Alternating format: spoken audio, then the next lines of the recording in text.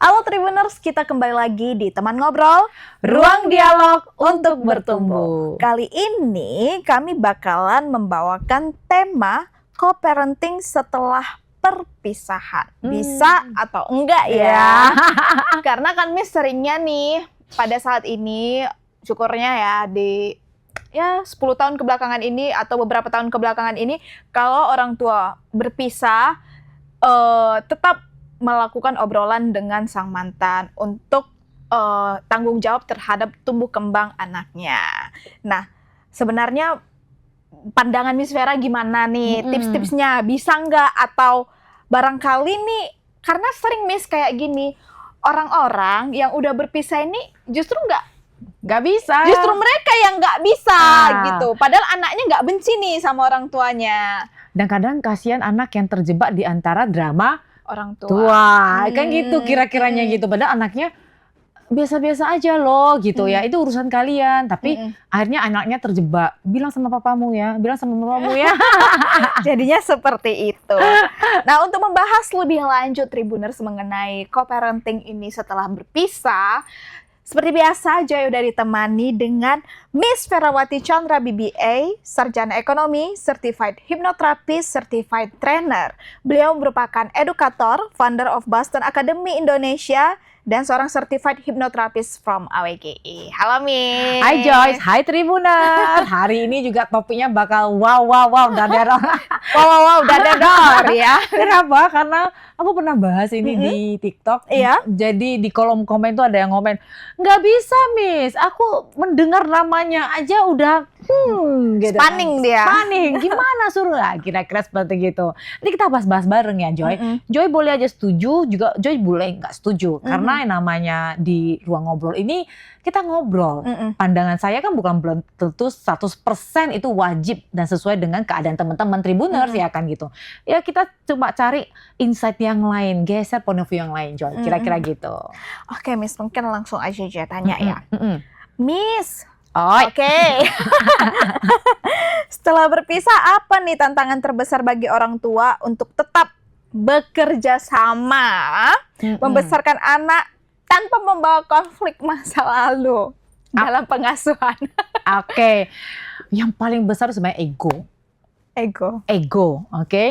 Dan sebenarnya pada dasarnya setiap hubungan manusia itu tanpa kita sadari selalu ada konflik-konflik kecil. Tapi kan ego kita tekan untuk supaya berdamai kan. Nah, tapi ketika orang berpisah atau bercerai atau berpisah, biasanya dramanya udah kepanjangan karena sudah ditahan sekian tahun. Nah, pertanyaan saya, Joy, ada nggak yang beberapa pasangan yang memutuskan berpisah di awal-awal, gitu kayaknya kayaknya kita udah nggak cocok. Jadi secara orang dewasa kita mikir this is not going to work dan berpisahnya baik-baik. Ada juga kan. Dan setelah itu bisa ngomong baik-baik walaupun tidak jadi teman yang terlalu deket. Oke? Karena ini kita sebenarnya ada dua peran kalau kita berumah tangga, Joy. Misalnya kalau saya perempuan, berarti saya istrinya dari bapak A, dan saya adalah ibu dari si anak. Jadi saya punya dua peran. Tetapi ketika bercerai, berarti peran saya sebagai istri bapak A yang udah selesai. Tapi peran saya sebagai ibu belum selesai. Kira-kira gitu, Joy. Nah, tapi kan biasanya orang suka mencampur aduk kan. Karena sudah kadung sakit hatinya terlalu banyak, Joy. Gitu. Jadi karena konflik kecil A, B dan akhirnya berpisahnya dengan drama, akhirnya jadi nggak bisa co-parenting. Nah, akhirnya yang terjebak di tengah ini siapa? Anak. Bingung. Ini sebenarnya adalah permasalahan orang tua yang aku nggak bisa selesai dan nggak bisa suruh saya pilih mau ikut kamu pilih mama mau atau apa. Itu bukan pilihan. Bener, saya punya kenalan. Oke, kita tanya baik-baik. Kalau memang pernikahan ini sudah benar-benar nggak bisa diselamatkan, kalau kita ngotot-ngotot bersatu hanya karena alasan anak, kita sebenarnya lagi nunda perpisahan atau gimana sebenarnya? Saya punya satu cerita mungkin ya. Ini kisah nyata dari kenalan gitu. Papa mamanya berpisah karena suku. Suku. Ada beberapa suku yang mengharuskan menikah dengan suku tertentu, ya kan gitu. Nah, hanya mereka berpisah karena mertua itu asik ngomel, inilah kenapa kamu cari istri yang bla bla bla, sukunya beda bla bla bla bla bla gitu kan. Akhirnya mereka berpisah. Pada saat berpisah, kalau si anak ikut bapak, si mama nggak bisa lihat. Oh, Karena anak otomatis tinggal di rumah nenek. oke. Oke, tapi kalau ikut mama, lokasinya jauh, maksudnya luar kota, akhirnya si bapak nggak bisa lihat, nggak bisa visit gitu. Nah, tahu nggak teman-teman, anak ini akhirnya dititipkan di panti asuhan. Sumpah, dengan posisi orang tua masih hidup. Hidup. Tapi bedanya dia bayar lah, maksudnya orang tua bayar Ya, ke panti asuhan. Jadi dianggapnya itu adalah tempat netral di mana papa dan mama boleh datang gitu. Tapi gimana sih perasaan si anak di mana aku sebenarnya punya bapak, punya mama, tapi aku kayak no choice, aku sendiri. Dan anak ini di panti asuhan itu 8 tahun. 8 years, 8 tahun, dan itu nggak mudah. Oke, nah kalau yang seperti gini itu jatuhnya kan lebih merugikan mental si anak. Nah setelah anak ini dewasa, anak ini tidak memilih untuk tinggal bersama papa maupun mamanya. Kenapa? Karena sudah terbiasa sendiri. Walaupun sekarang papa dan anak ini satu kota, dia nggak memilih untuk tinggal bareng. Mamanya sudah meninggal kebetulan. Nah akhirnya ini jadi permasalahan baru kan buat si anak. Apakah hal-hal seperti ini yang kita ingin wariskan ke anak kita? Kan enggak, Joy, sebenarnya. Oke, nah kalau co-parenting ini kita masih bisa ngobrol dengan baik, walaupun kita bukan terlalu dekat karena selalu ada jarak kan, apalagi kalau masing-masing sudah punya pasangan gitu. Oke, jadi co-parenting ini minimal sampai anak remaja dewasa dewasa itu sekitar 17 tahunnya, Joy, gitu. Kok remaja pre-teen itu pra-remaja itu sekitar 9-10 tahun, remaja itu sekitar ya 11 sampai 15 tahun lah ya. Jadi kalau remaja dewasa itu 16, 17, itu remaja dewasa. Nah ketika remaja sudah dewasa dan mereka sudah masuk ke universitas dan mereka jauh lebih firm, udah ada fondasinya, itu terserah deh gitu. Tapi kalau misalnya remaja, anak ini masih terlalu kecil, mereka di dalam diri mereka maunya komplit, Joy, komplit. Kalau tidak, mereka akan mencari sosok orang tua di tempat lain. Oke? Tapi Miss, berarti apakah Miss memaksakan harus bersama terus? Enggak juga, Joy. Karena gini, Joy, banyak orang bersama, tapi sebenarnya mereka sudah berpisah. Yeah. Fisiknya aja bareng. Secara fisik mereka tuh seolah-olah kayak teman kos bareng. Dan anak bisa menangkap itu loh, Miss. Iya. Roommate, kira-kira gitu. Tapi secara visi ke depan mereka udah nggak sama. Malah ada beberapa kasus yang akhirnya ke ADRT malah. Dan anak melihat terus-terusan gambaran itu. Nah kalau seperti gitu, ya apa boleh buat. Akhirnya papa mama memilih berpisah kan gitu kan. Nah kalau nggak bisa co-parenting yang sangat dekat, ya kalau bisa ngomongin baik-baik. Tapi kalau udah nggak bisa, ya apa boleh buat. Tapi jangan salah, anak akan mengambil sosok yang dia rasa kurang, dia akan cari dari luar. Entah itu pamannya mungkin ya, entah itu kakeknya, entah itu ibu gurunya. Can be. Syukur-syukur kalau yang positif. Iya, syukur-syukur kalau misalnya anak di pesantren misalnya contohnya gitu kan. Dia kan atau dia di asrama. Ya, pendetanya atau pesantren wali pesantrennya itu akan jadi sosok pengganti orang tuanya gitu. Walaupun tidak diomongkan atau tidak dilegalisasi, itu tanpa sadar pasti, Joy. Pasti. Kenapa? Karena bagaimanapun seorang manusia ini butuh mentor. Dalam hal ini ya awalnya si orang tua. Tapi lama-lama kemudian ya pasti dia akan mencari pihak-pihak yang dia rasa bisa diajak bicara, bisa ditukar pikiran, bisa menjadi panutan mereka gitu. Jadi kalaulah kita menurunkan ego kita, masalah ini kita bisa ambil hikmahnya saja, sudahlah istilahnya gitu, ya itu jauh lebih baik, Joy. Tantangan terbesar adalah ego dan kemarahan yang belum selesai. Iya, karena ya itulah dibawa konflik masa lalu ya kan, Miss. Jadi pernah, Joy, ada satu kasus gini, di mana Miss papanya itu nggak setia orangnya. Jadi saya tanya, berarti orang ini, Mr. A ini, Tuan A ini bukan suami yang baik. Iya, bukan suami yang baik. Dia nggak setia orangnya, bla bla bla bla. Terus saya tanya pertanyaan kedua, apakah dia yang baik? Si ibunya terdiam. Iya, Miss. Dia ayah yang baik. Dia selalu berusaha menyempatkan untuk melihat anak performance, kebutuhan anak tidak pernah nggak terpenuhi, nggak pernah terlewatkan. Dia berusaha walaupun dia bukan suami yang baik. So at least kalau masih ada celah seperti itu, ya sudah, co-parenting is a very good choice gitu. Ngerti kan Joy gitu? Ketimbang kita mengambil ego kita sebagai istri yang terluka, terus menerus kita jelek-jelekin ayahnya. Tapi bagaimanapun itu adalah ayah si anak. Kalau dia ada ayah yang baik, kita nggak bisa.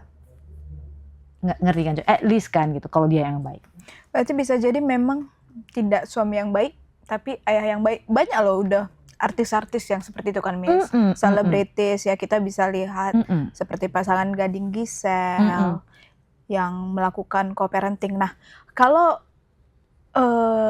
dalam kehidupan idealnya sebagai manusia biasa tanpa ada privilege Miss, mungkin keadaan ekonomi yang standar-standar menengah kayak gitu, gimana metode yang baik melakukan co-parenting ini? Mungkin bisa Miss jelaskan nafkah yang diberikan atau pembayaran uang sekolah atau gimana lah Miss? Co-parenting itu sebenarnya bukan hanya soal finansial, bukan. Ada beberapa hal misalnya gini ya, anak laki-laki biasanya ketika mereka beranjak dewasa, remaja, mereka agak enggan untuk ngobrol panjang lebar dengan mamanya. Kenapa? Karena kita mama-mama kita cenderung suka nagging. Apa tuh nagging? Nagging itu kayak, hah kamu begitu? Jadi reaksinya berlebihan. Oke, tapi berbeda dengan laki-laki ketika bereaksi. Oh begitu. Karena laki-laki cenderung lebih netral, lebih tone down gitu. Oh kamu berantem. Oh bertengkar sama teman. Oh begitu. Jadi sekarang gimana ha? Kalau mama-mama kita begitu dengar, aduh jadi gimana? Ha? Jadi anak laki-laki tuh cenderung merasa sepet, udah pengen gua ngobrol tapi kok jadi begini gitu. Jadi harusnya tambah satu tugas untuk menenangkan mamaku. Aturan dia yang ditenangkan ya? Iya gitu. Jadi kalau hal seperti itu ayah bisa hadir untuk mendengarkan itu paling baik. Contoh kedua lagi, pada saat si anak sudah beranjak dewasa dan sudah mau punya bisnis misalnya itu, hendak membangun satu bisnis. Bagaimana wanita menjalankan bisnis akan berbeda dengan laki-laki menjalankan bisnis. Pada saat itu anak laki-laki sangat butuh keberanian, sikap yang pantang menyerah, sikap yang terobos gas gitu kan dari seorang ayah laki-laki. Dia akan mencontoh dari sana. Nah pada saat itu kita mundur sebagai mama atau sebagai wanita, kita mundur, biarkan dia untuk berbicara. Jadi kalau finansial itu nggak melulu, Joy. Bisa aja finansialnya dari mama, tapi hal-hal seperti ini dia dapat dari ayahnya, gitu Joy. Joy ngerti maksudnya kan?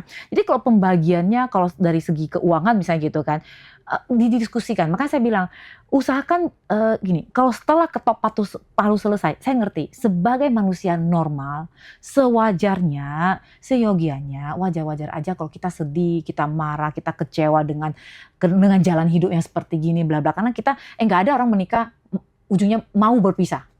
Pasti nggak ada gitu. Tapi kalau satu hal dan hal yang lain dan akhirnya seperti gini, kita perlu space tuh, mundur dulu sebentar. Kita cari dulu ketenangan diri kita dulu. Kita dulu selesai, baru kita bisa co-parenting. Nggak akan bisa kita ngeloyo-ngeloyo langsung bilang, oh kita bisa co-parenting. Itu bullshit, nggak bisa. Itu nggak mungkin gitu. Itu omong kosong sih Joy. Gitu. Space back dulu, kita mundur dulu sedikit dulu, kita cari ketenangan kita dulu, kita damainya, embrace, bisa terima ininya gimana. Baru kita ngobrol, co-parenting. Kita pembagiannya seperti apa. Oke, Joy ngerti maksudnya kan? Karena nggak mungkin Joy, kita manusia normal, kita pasti ada dukanya, kita pasti butuh masa tenang untuk merenungi atau istilahnya mengproses ini semua. Boro-boro co-parenting, makan aja nggak mood kok gitu. Jadi ambil waktu dulu, baru kita diskusikan. Kalau boleh, kalau bisa cepet, tapi ya kita nggak bisa buru-buruin ini kan gitu, karena anak kan melihat gitu. Nah, selalu ingat, masalah rumah tangga itu tidak boleh kita campur adukkan dengan untuk anak. Oke? Saya pernah ngobrol dan diskusi dengan pasangan yang sudah berpisah. Pada awalnya sudah berpisah, tapi mereka menjalankan co-parenting dengan sangat baik. Masing-masing sekarang sudah punya pasangan masing-masing. Waduh. Oke, tapi memang kalau sekarang anaknya sudah umur 17, berpisahnya sekitar 5 tahun lalu, berarti anak umur 12. Oke. Tanpa drama yang berarti. Padahal suaminya awalnya itu sangat NPD awalnya. Oke. Nah, tapi istrinya sangat pintar cari celah. Pelan-pelan ketika si suami punya pasangan yang baru, yang dia lihat, oh suamiku udah punya pasangan yang baru nih, gitu kan. Itulah saatnya istrinya meminta untuk berpisah baik-baik. Hah, berarti Nungguin. duluan dia punya pasangan lain? Iya, tapi sang istri merasa sebenarnya kami sedang ngapain menunda perpisahan ini, ngapain gitu. Terus si istrinya ngomong baik-baik. Saya ikhlaskan nih semua, saya hanya mau anak. Tapi saya jamin atau saya yakinkan kamu boleh kapan saja bertemu dengan anak. Hanya saja satu syarat saya, jangan memaksakan anak. Ngerti kan? Saya tidak akan menutupi akses untuk bertemu anak. Tetapi anak sudah dewasa, anak sudah tahu. Karena kan sudah remaja kan, 12 tahun. Oke. Kamu jangan paksa dia. Saya akan pelan-pelan ngomong. Kalau kamu mau bertemu dan dia rasanya nggak mau, saya akan pelan-pelan ngomong. Akhirnya mereka bisa menjalankan co-parenting dengan baik. Anak ini sekarang sudah di Amerika, sudah kuliah, sudah berarti 18. Di tahun ini sudah start jadi asisten dosen. Wah, pintar anak ini super duper pintar, dibayangkan. Jadi anak ini adalah anaknya klien terapi saya. Sebelum mamanya mengirimkan ke luar negeri, mamanya ngomong, Miss tolong bantu anak saya, dilihat apakah dia masih ada trauma gini-gini. Wah, untung mamanya Miss, peka dan peduli terhadap yang seperti itu. Aware banget gitu. Iya. Dia sudah lihat sebenarnya ini nggak ada ujungnya dengan pernikahan. Tapi dia nggak, kalau dia perpisahannya langsung, dia udah tahu bahwa si suami bakal ada drama nih. Dan ketika masuk ke konflik drama itu nggak akan ada yang menang. Ngerti kan? Dua-duanya kalah. Oke? Somehow akhirnya si istri memberikan space, akhirnya tanpa sadar suaminya punya yang lain.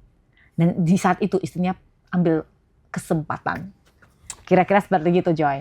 Oke, Miss. Ini Joy mau tanya, boleh nggak sih Miss sebenarnya dikasih tahu kepada anak bagaimana perilaku bapaknya dulu perilaku orang tuanya dulu sebelum bercerai, terus alasan kenapa bercerai kepada anak tersebut?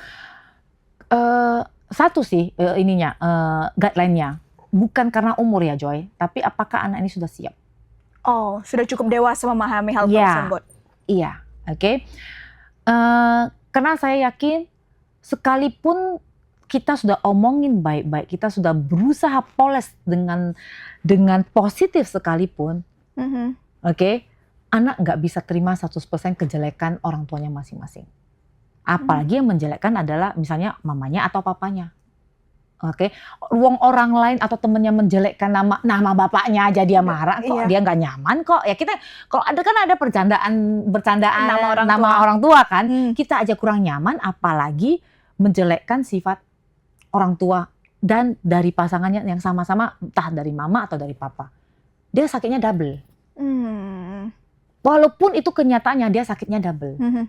Jadi ngerti maksudnya kan gitu. Jadi sebisa mungkin guideline-nya adalah apakah dia sudah siap untuk terima ini. Tapi kalau belum siap, kalau dia tanya dan kita rasa anak ini belum siap, kita bilang nanti seusia kamu 21. Biasanya sih 21 udah jauh lebih siap ya gitu ya. Karena kita anggap sudah dewasa kan gitu. Tapi kenapa harus berusaha gini gitu. Ini adalah urusan kami, ini adalah masalah kami berdua sebagai pasangan. Ini bukan harus di guideline, bukan salahnya kamu. Oke, kan kadang-kadang kita suka mendengar ya, kamu sih atau gara-gara kamu lahir sih. Karena ada beberapa anak yang tendensinya menyalahkan diri. Iya. Oke, apakah itu karena saya, papa mama marah atau bertengkar? Sebenarnya enggak. Walaupun pertengkaran domestik, pertengkaran rumah tangga ada masalah dengan anak-anak, tapi itu hanya pemicu, Joy. Pemicu, bukan sumber. Bukan. Dari awal mereka sudah nggak cocok. Ada tuh nggak cocok yang lain. Tapi ketika sudah punya anak, kita lebih banyak bahas soal anak. makin nggak cocok, makin di apa ya, misalnya makin terlihat nggak cocoknya, dan seolah-olah berpisahnya karena anak, padahal sebenarnya bukan. Sudah dari awal. Anak ini hanya satu topik doang. Coba kita baca topik yang lain. Coba kita lihat analisa topik yang lain. Kalau memang mereka berpisah dan nggak cocok, di topik lain mereka nggak akan cocok juga. Ngerti kan Joy gitu kan? Paham. Jadi bukan karena anak lahir, karena apa, bukan. Dan selalu ingat, anak ini lahir karena kita yang merencanakan atau kita yang membuatnya untuk lahir kan, misalnya gitu. Jadi dia tidak, anak kita tidak punya tanggung jawab untuk menyelesaikan atau mengalami rumah tangga kita. Itu yang mereka nggak punya tanggung jawab itu. Kita yang berutang pada dia, khusus satu ini ya kira-kira gitu. Jadi mohon untuk teman-teman yang mungkin yang memikirkan untuk berpisah, oke, coba ngomongin baik-baik, berpisahnya baik-baik nih, tanpa ada drama yang berarti. Tapi kalau tidak bisa, nomor satu, hindari menjelekkan pasangan. Oke, hindari memaksakan anak untuk, kedua memaksakan anak untuk memilih salah satu, karena it's very very hard choice. Dan yang paling tertekan adalah anak. Oke, nomor 3 adalah kalau bisa bicarakan baik-baik bagaimana nanti pembagian co-parentingnya, ngerti ya? Karena kembali lagi di setiap masa level tumbuh kembang kita sebagai manusia, di setiap masa kita butuh peran yang beda. Mungkin waktu kecil kita butuh mama kita untuk kita curhatin, tapi ketika lebih dewasa, ketika berhubungan dengan pekerjaan, kita biasanya lebih suka curhatin dengan ayah. Ketika kita bermasalah atau kita punya tantangan di keluarga, kita akan curhat lagi ke mama. Jadi masing-masing itu punya perannya, bukan hanya uang di sini gitu.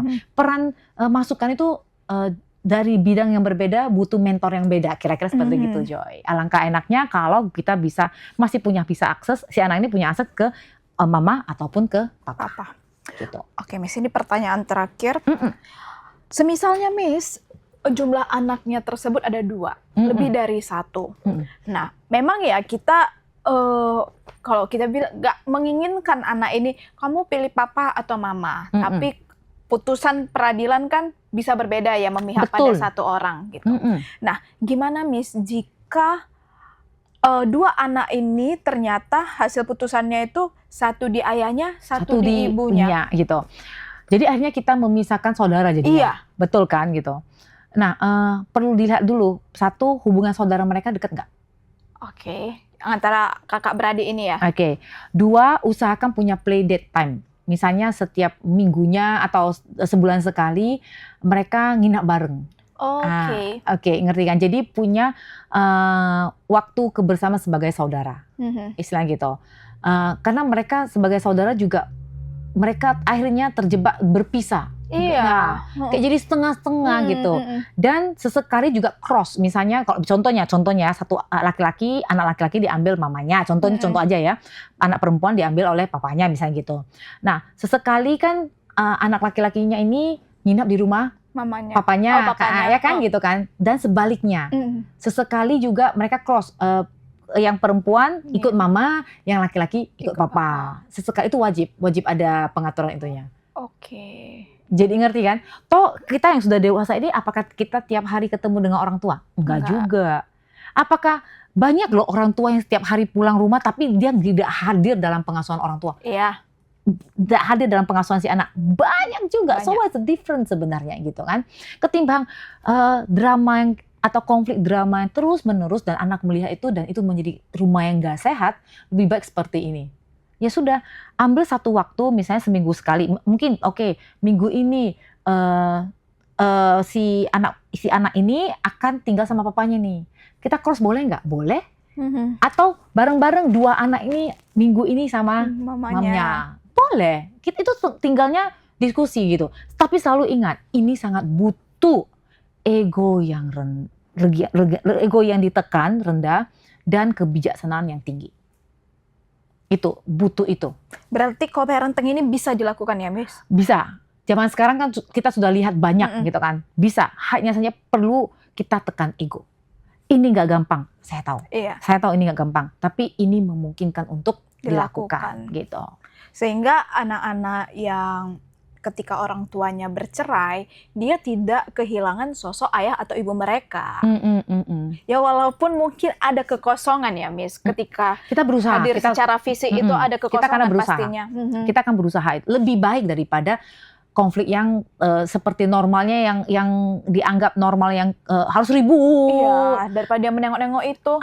Gitu. Dan itu menjadi trauma yang tambahan lagi gitu. Kira-kira seperti gitu. Syukur-syukur kalau peka dia terhadap dirinya, oh ini aku ada something nih, aku trauma, aku cari hal-hal yang baik. Kalau dia jatuhnya ke tempat yang lain-lain, pelariannya ke tempat lain. Nah, Joy, masih ingat nggak beberapa tahun lalu ada artis lumayan sangat terkenal dan pisah. Mereka berpisah, sang anak laki-laki ikut papanya.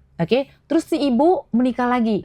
Ayahnya ini diundang bersama anaknya nih hadir di pesta pernikahan mamanya. Dan mereka sampai sekarang baik-baik saja. Dan akhirnya setelah berlalu ayahnya nikah lagi. Ya mantan istrinya datang lagi. Dan baik-baik saja. Tapi makanya saya bilang ini bisa dilakukan, bisa, tapi butuh ego yang ditekan. Jadi benar-benar bijaksana itu. It's not really easy, itu nggak gampang saya tahu, tapi itu bisa dilakukan. Sabar-sabar ya gitu. Oke, itu dia Tribuners mengenai tema kita co-parenting. Kalau Tribuners ada pertanyaan atau mau nih dibahas part 2 boleh ya Miss. Mana tahu ada yang komen, Miss kalau dia nggak nafkahi gimana Miss? Ngapain dia lihat anakku? Kan ada gitu. Iya. Ada nih masih bisa. Kalau dia nggak nafkahin ngapain dia anakku? Kalau dia cuma jadi toksik ngapain? Nah kita kira seperti itu. Nanti kita bahas lagi ya. Kalau teman-teman mau dibahas silakan komen atau DM ke mana? Miss Ferawati Chandra. Ke akun Instagram Ferawati_Chandra. Atau TikTok Miss Vera. Ferawati_Chandra 5. Nanti kita sematin di sini ya Tribuners. Oke. Terima kasih Miss Vera udah datang ke Tribun Medan dan udah memberikan insight yang positif dan semoga bermanfaat untuk Tribuners ke depannya. Terima kasih juga kepada Tribuners yang udah menonton acara ini sampai selesai. Kalau begitu aku Joy, aku Miss Vera, dan yang kru bertugas pamit undur diri. Bye Tribuners, sampai ketemu di episode selanjutnya. Bye-bye!